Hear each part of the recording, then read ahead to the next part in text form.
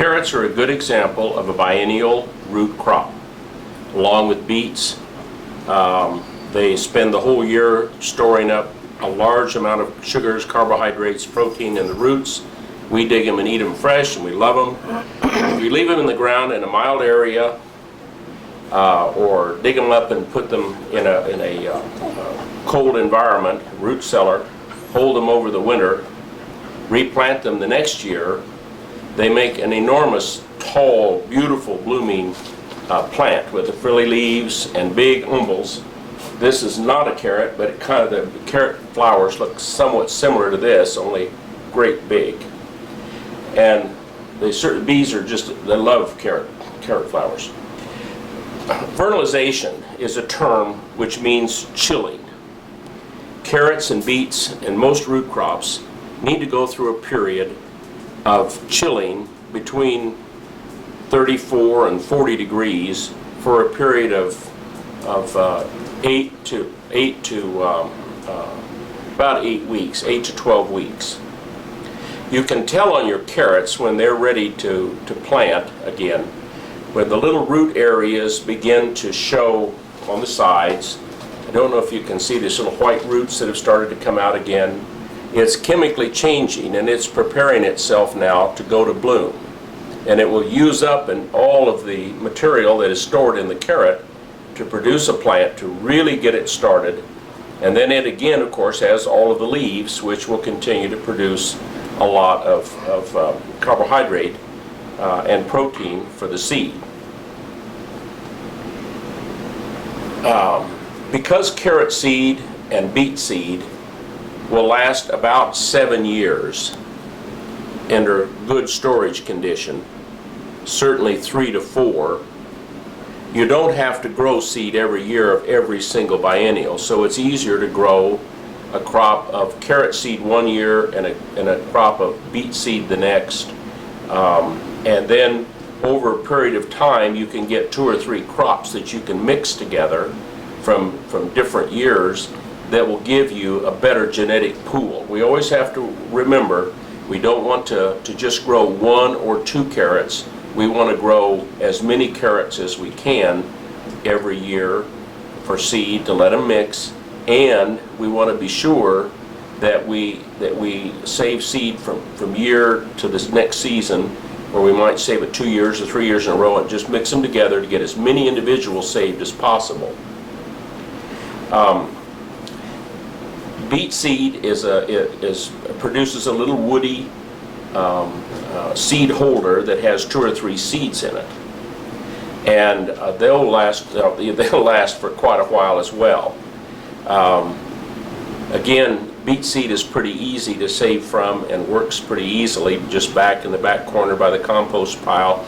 Just grow it up, save it, dry it down. All seed needs to be air dried in the shade, not in the sun.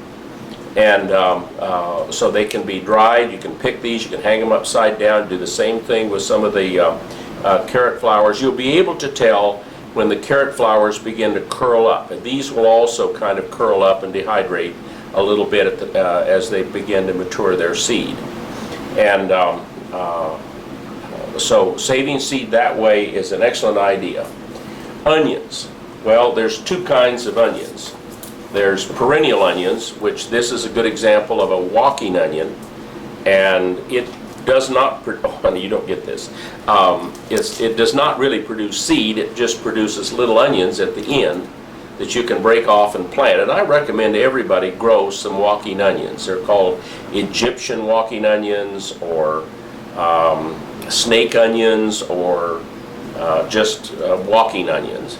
The plant will grow and get top heavy and fall over.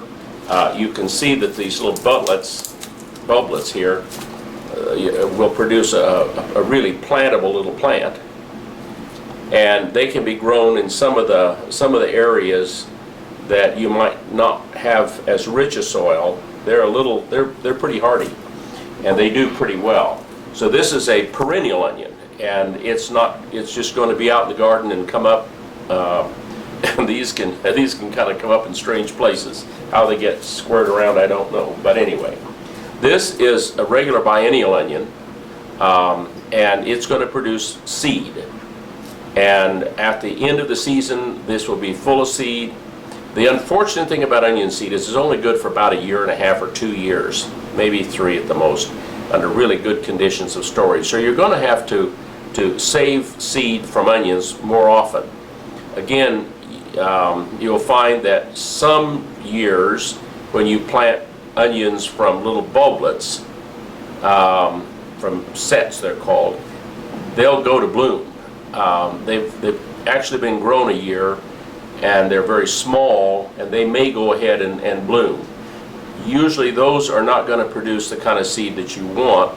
You want seed that's produced off of full-size bulbs that can really produce a good, solid, rich, richly fed seed. So I would go in that direction. Again, I want to talk about the cabbage family. It's probably one of the most important food crops that we have. Saving cabbage is a real problem. The roots, like the onions and the beets and the carrots, can easily be saved in a cool area under 40 degrees, that maybe in sand, in a mixture of sand and sawdust over the winter in the basement or any place that's cool, and I mean cool, 40 degrees or under, and not freezing. And you have to check them to make sure they'll start to rot a little bit on the tips, so you don't want to let that get away from you. They need to be just kind of packed in there. Turnips can be put in that way. Onions need to be kind of air dried and held at a little higher temperature, but they'll make it. They'll dry back down and look pretty ugly, but you'll see them starting to come green again. When they're doing that, then they've made the conversion. They're ready to go. Cabbage, on the other hand, is a plant like collards or chard, which is a relative of the beet, but it only makes leaves. They store all of this wonderful extra carbohydrate and proteins and minerals above ground in their leaves. And so it's a little harder to hold those over. Cabbage being the easiest, and that's why we chose these heads of cabbage like this, and Brussels sprouts. But when you store them, you have to pull them out of the ground with the roots on them and put them back into, again, a sand mixture of sand and sawdust that you keep moist. It's very important that they not rot, and you have to watch. They'll start turning yellow and they'll start getting spots on them and some things like that. That means they're probably a little too moist.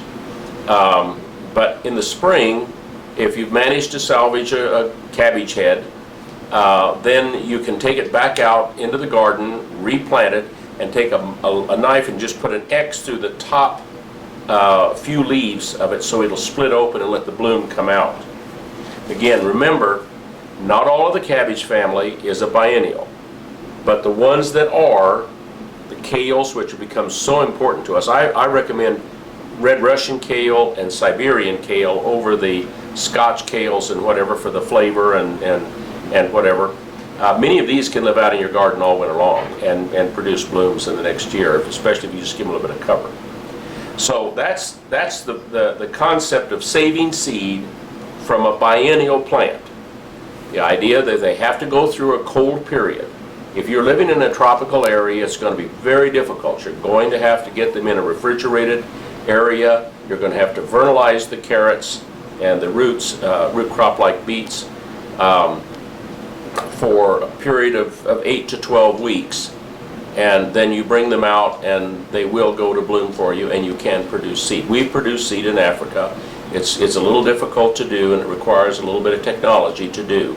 But for most of the temperate area, it's just a matter of either, if you're in a very mild climate, you can probably leave some carrots in the garden and cover them with a little bit of straw over the winter to keep them from freezing. If you're in a colder area, you're going to need to dig them and put them in a root crop. But one thing you do need to remember, do not put apples with root crops in the root cellar.